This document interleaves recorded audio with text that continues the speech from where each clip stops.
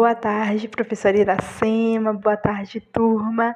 Eu me chamo Gabriela Alcântara, eu constituo dupla juntamente com a aluna Jusilene Santos e o tema da nossa oralidade de hoje será a desertificação no semiárido brasileiro.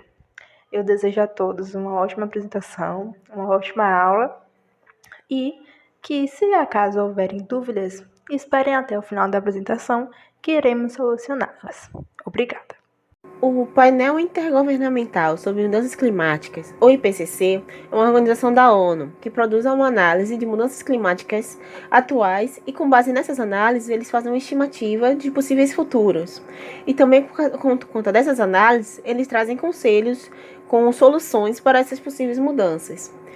O último relatório, publicado em 2021, apresentou algumas mudanças preocupantes em relação ao último relatório publicado em 2014. Nele consta que a velocidade das mudanças climáticas estão aumentando, de uma forma que é realmente uma possibilidade real o aumento global de 1,5 a 2 graus nas próximas 2 décadas. Nós trouxemos de uma forma bem reduzida quais seriam essas mudanças globais, que seriam o aumento de ondas de calor, umas secas ainda mais severas do que como estão ocorrendo aqui no Brasil esse ano, por exemplo. Ao mesmo tempo que o calor vai aumentar, também as chuvas vão ficar mais fortes e aumentando assim a frequência de relatos de inundações e até de furacões ao redor de todo o mundo. Uma elevação também visível do nível do mar, de forma que cidades costeiras e ilhas podem ficar parcialmente ou até completamente inundadas. E também oscilações violentas do clima, indo de clima seco a úmido, em alguns locais até saindo de graus negativos para o calor, com diferença de poucos dias. Vamos ver agora, de que forma essas mudanças globais vão afetar o Brasil, mais especificamente o clima semiárido.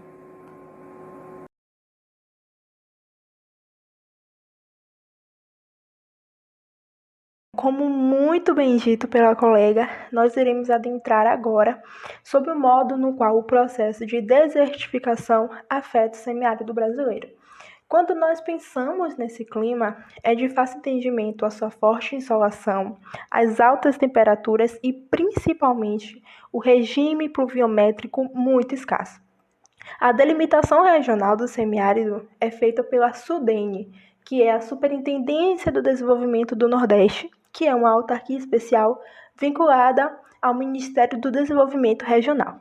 Sendo assim, a região semiárida compreende os estados de Alagoas, Bahia, Ceará, Maranhão, Minas Gerais, Paraíba, Pernambuco, Piauí e Rio Grande do Norte, ou seja, é a região Nordeste a que maior detém a parte do semiárido. Bom, e é justamente nesta região que está localizado o quarto maior bioma brasileiro, a Caatinga. Essa é um ecossistema com plantas e animais que por milhares de décadas vem se adaptando ao clima semiárido, caracterizado pela alta insolação, elevadas temperaturas e um regime pluviométrico irregular. No entanto, as ações humanas elas ajudaram a agravar ainda mais essa situação. A Universidade Federal de Alagoas possui um núcleo responsável pelo monitoramento das áreas desérticas. E em 2019, um relatório advindo desse núcleo revelou que 13% de toda a região já se encontrava em um processo avançado de desertificação. E é nesse cenário que a Terra deixa de abrigar qualquer forma de vida. Nós trouxemos algumas imagens disponibilizadas por esse núcleo. São imagens de duas regiões distintas, mas que passaram pelo mesmo processo. Perceba, a área verde ela torna-se cada vez mais rara, enquanto a parte marrom se expande. E em Cabroró, que é um município pernambucano, a parte verde ela ainda existe por estar próxima ao Rio São Francisco, ou seja, ela é constantemente irrigada pela água do rio. E em Irecê, aqui na Bahia, a situação também não é diferente. Mas como que ocorre esse processo? Por uma junção de fatores, e a gente vai te explicar agora.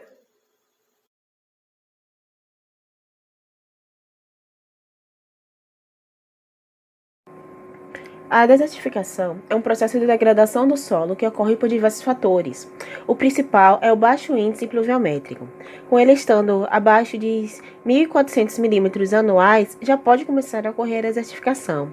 O processo natural ele é muito longo e pode demorar até décadas antes que uma área comece seu processo. Mas o fator humano, tanto pode, como já foi comprovado, acelera essa desertificação. O uso inapropriado do solo para práticas agropecuárias, o desmatamento, a exploração em larga escala de um ecossistema já fragilizado pode acelerar isso. Também o uso inadequado e intensivo de agrotóxicos, ação de queimadas, entre outros fatores humanos, podem e vão acelerar esse processo. Bom, no que tange às causas do processo de desertificação, é importante salientar aqui que isso é propiciado por um conjunto de fatores, mas a gente pode destacar dentro disso o aquecimento global, que é um fenômeno ressaltado pela emissão dos gases de efeito estufa, como já foi debatido aqui na disciplina. E o efeito estufa, a gente sabe que ele é um fenômeno natural muito importante, que é responsável pelo equilíbrio da temperatura do planeta, mas que ele vem desencadeando um conjunto de transformações que se articulam com outras mudanças climáticas globais. E a desertificação é um desses problemas. Ela está associada de maneira direta à perda da biodiversidade através da retirada da cobertura vegetal. E os efeitos negativos, eles ocorrem quando essa retirada ela é total, integral, em larga escala e sem considerar os serviços ecossistêmicos prestados por essa cobertura florestal. Bom, ainda de acordo com o IPCC, que é o órgão que está fundamentando a nossa pesquisa, a região do semiárido será a região do Brasil que maior sofrerá com as mudanças climáticas globais. E os cenários futuros, eles sinalizam uma alteração nas características climáticas dessa região, com a tendência de estiagem por praticamente todo o ano no Nordeste. E essa estiagem, ela provocará um aumento na aridez da região até o final do século XXI. Por um outro lado, a gente tem que o balanço hídrico, que é realizado a partir das médias dos valores também coletados pelo IPCC, haverá uma redução nos índices pluviométricos da estação chuvosa e maiores deficiências de umidade no solo ao longo do ano. Também o aumento da temperatura, que vai variar entre 1,5 a 5 graus Celsius, também vai aumentar a deficiência hídrica na região semiárida do Brasil, devido ao processo de evapotranspiração, que será afetado, assim, consideravelmente, a disponibilidade de água para os consumos humano e animal e as atividades produtivas das áreas dependentes de chuva. E, além disso, a ocorrência de eventos extremos poderia resultar na maior frequência de chuvas torrenciais, uma vez que o produto do processo de evapotranspiração é o aumento da umidade do ar, e o que isso provocaria diversos impactos socioambientais, e aqui eu posso citar dois: enchentes e o alto escoamento superficial da matéria orgânica restante. Além disso, o aumento na frequência dos dias secos consecutivos e também do processo de ondas de calor e das longuíssimas estiagens seriam ainda mais vistos e esperados com o aumento da temperatura que está prevista. Bom, se você ainda tem algum tipo de dificuldade para poder entender qual é a grandiosidade, a dimensão desse grave problema, a gente trouxe em 3 exemplos práticos para que você consiga entender a totalidade da área sob a qual o processo de desertificação já está incluído. A gente tem, de forma a comparar, uma vez o território total da Inglaterra, ou, trazendo para o Brasil, 3 vezes o território total do estado do Rio de Janeiro, ou também 27 vezes o território total do Distrito Federal.